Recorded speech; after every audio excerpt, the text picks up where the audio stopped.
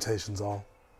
So I'm here for those that are in need, for those that are hurting, for those that are hiding their true feelings, the sugar addicts. Now, I'm not saying it's a bad thing, right? It's not your fault that you wake up at 1:30 in the morning just craving the smallest morsel of sweetness to touch your tongue, putting your soul at ease so that you can find rest. I mean, the kids weren't going to eat all of that Halloween candy anyway, right? We helped the children. I mean, you helped your children by taking that away from them, saving them from the torment that you face every day. But I'm here to help you. And to do that, we're going to make creme brulee. Let's get into another adventure. All right, so creme brulee, a very, very simple dessert. The base alone is very basic, and you can do a lot to it to make it your own.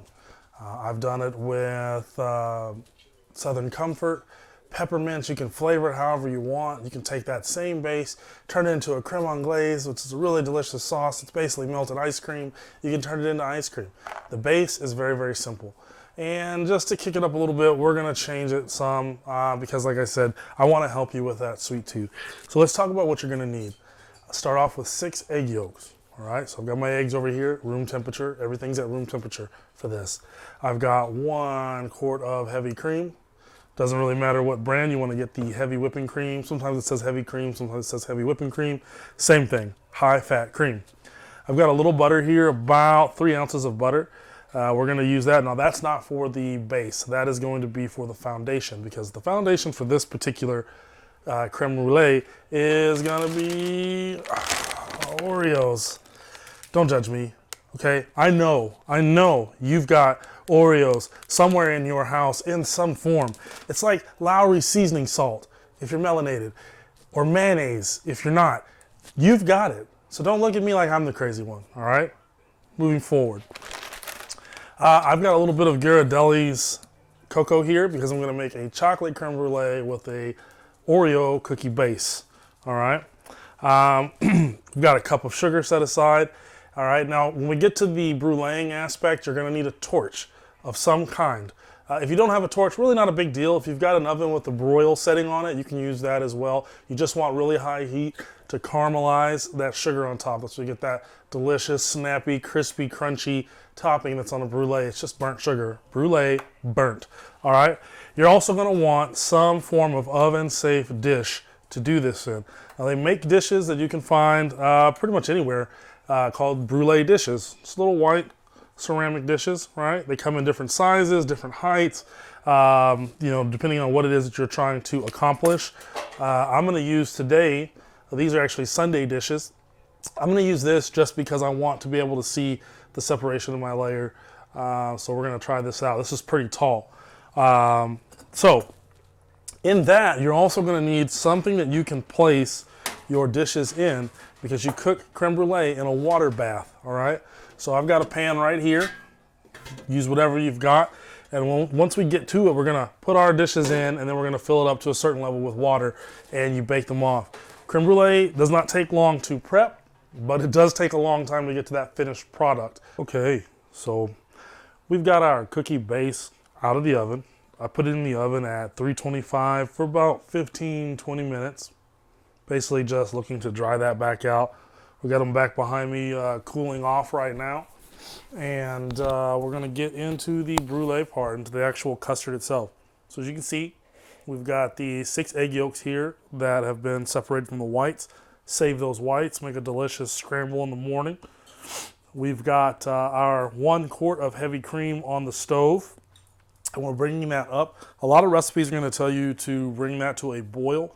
I like to bring it to just before a boil.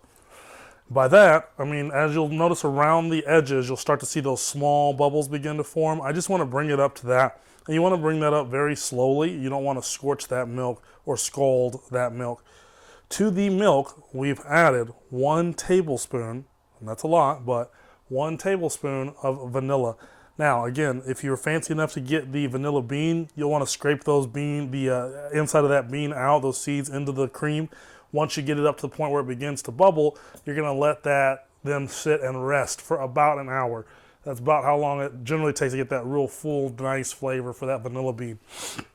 Or you could just be like the rest of America and use a little bit of extract. We're not judging. All right. In addition to the vanilla that we added to the heavy cream, I also added a tablespoon and a half of the Ghirardelli's chocolate. Okay. All right. So while we're waiting for that to warm up, let's get to work on these eggs. So once you've got your yolk separated, you're going to go ahead and add your 1 cup of sugar. Okay. You can also do this in a mixer, or you can do it with a hand mixer, you know, if you want to be a cheater. And we're going to start creaming this together.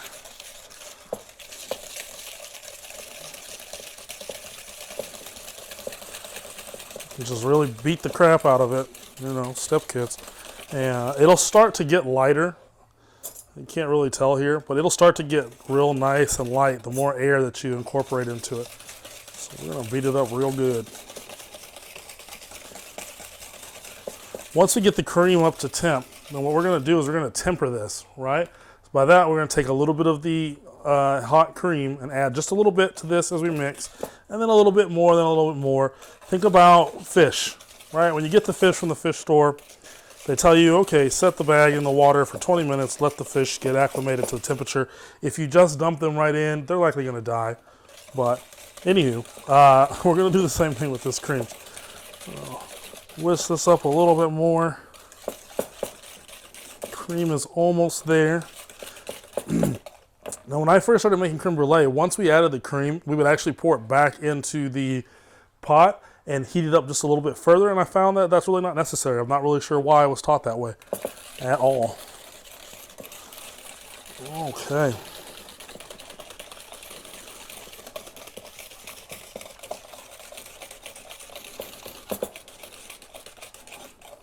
Boom. All right, so let's get this cream up to speed, and then we're gonna get this added to this egg mixture. All right, y'all. So cream is nice and warm, ready to go. I'm gonna pull this off the stove. And like I said, you're gonna wanna slowly temper it in. You're gonna add it slowly because you don't wanna curdle or cook those eggs, right? So you add a little bit, get it going. It's like foreplay. It's like, hey baby, what's up? Yeah, I saw you in the fridge earlier. Man, you was looking real good. You looking real thick right now. Yeah, you know. Man, let me get you a little drink. Let me get you a little something. Little something. Oh, you don't drink? I mean, I don't drink either. I don't drink. I got some water, a little cranberry juice. Yeah, you know, you should just come on by. Check my place out, you know. I don't live with my mom anymore. You know, she lives with me. She lives with me. I'm paying the rent. And see how she's just loosening up, all right? I'm going to slowly add that in there. Once she's nice and warmed up, you just hit her with the hot stuff. Just hit her with the hot stuff. Just go right on in there. Oh, yeah. Yep. Yep.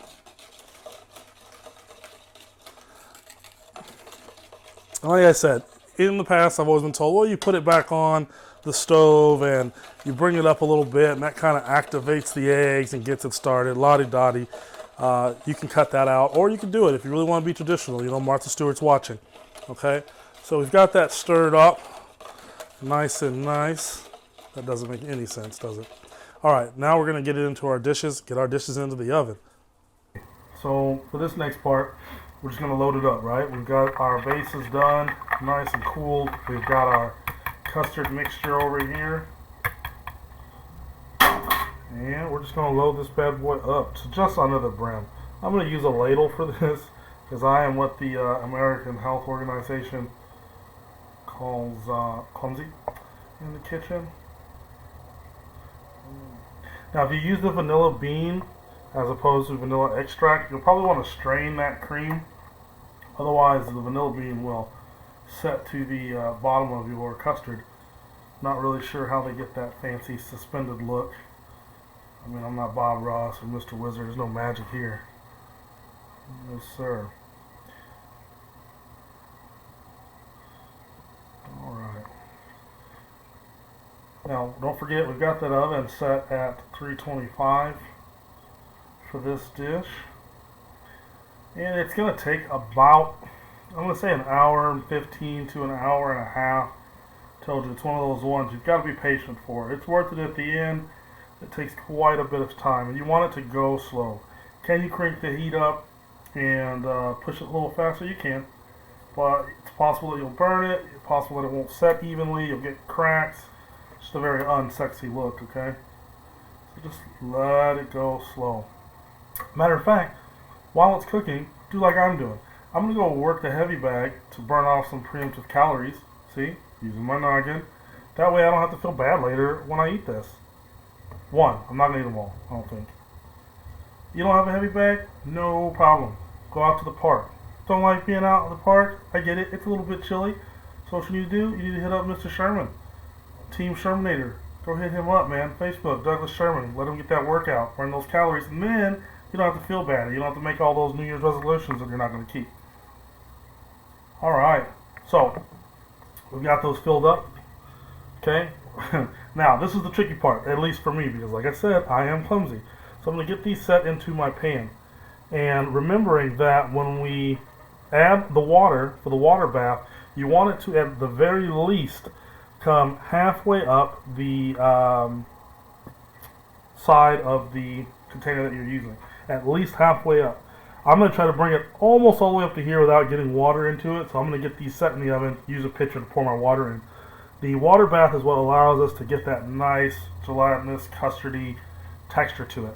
So if you don't have enough water, you can't find a container, go as far as you possibly can, because what's not covered in that water is going to come out like baked sugar egg. But so we're out of the oven with them. That took every last second of an hour and 45 minutes at 325. I've actually just put one more in the oven, and I cranked the oven up to 350. We're going to put that bad boy in there for an hour and see how that comes out. I'm not patient enough for desserts like this. But I want to show you the jiggle, right? So it's firm, a little firm on the outside, but it's got a little bounce to it. Notice that it's still in the water bath. Now we're going to let it sit out and come down. Let it, we leave it in the water bath because it is still cooking. And that's why you want that jiggle. You don't want it to be completely firm because the carryover heat is going to overcook it. So we're going to leave it in this water bath. I'm going to let that go for probably 30-45 minutes before I pull them out of the water bath. Really let it get as close to room temperature as possible. Once we get it down to a temp, we will sugar one of these bad boys for you just so you can see what the finished product is going to be. Now, if you're not planning on serving that the same... Alright, now, after much time waiting, we have finally got these bad boys completely cooled. I'm going to show you the one there. The glass, you can see how that came out. That is completely chilled now. Alright, we're going to put that back in the cooler and save that for tomorrow. Finally got the last one done as well. And this is the one we're going to go ahead and brulee. So, what you're going to do is take a little sugar. Alright, you're just going to go across the top. You don't want to go with too much because you won't be able to get it all to melt down without burning it. Which I know is crazy because I said we're going to burn it. But it's a controlled burn, right? We're trying to burn it with purpose, not wantonly. So once we get a decent layer on there, okay, come in with your torch. And remember, if you don't have a torch, it's alright. Set that bad boy oven on broil. That's what it's for. And you're going to slide it in. You have to keep a really good eye on it, though. Normally that broil set is around 500 degrees, so you want to definitely keep an eye on it. So you got your layer of sugar on there. I like to start from the outside and work my way in. A lot of the times when these cool, sometimes they'll sink in and have a little divot, so I work from the outside so that it runs in. And you're literally just trying to burn that sugar.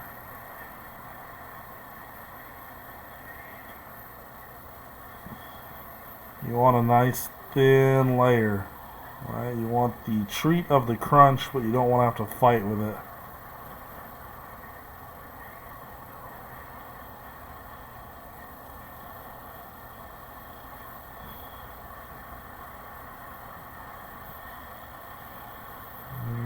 Like that smell.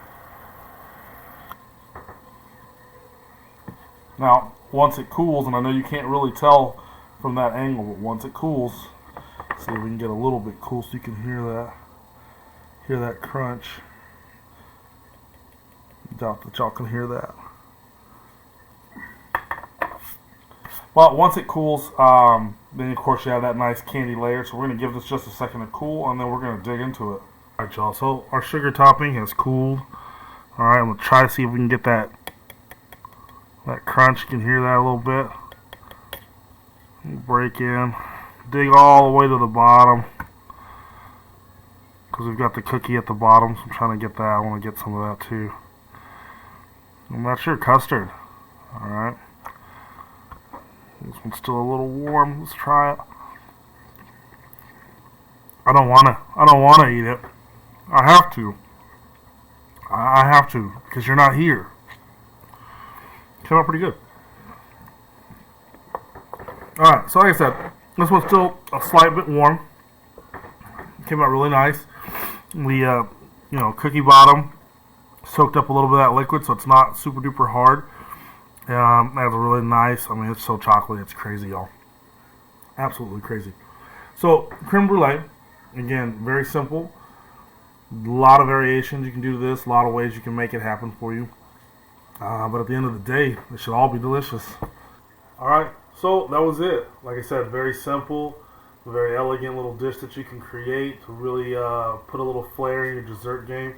Change it up. Take some peppermints, put them in the blender, get them down, use those as your brulee or flavoring or whatever it is. It's a dessert that you can change up for any season and any occasion. So I hope that y'all enjoyed it. What's the next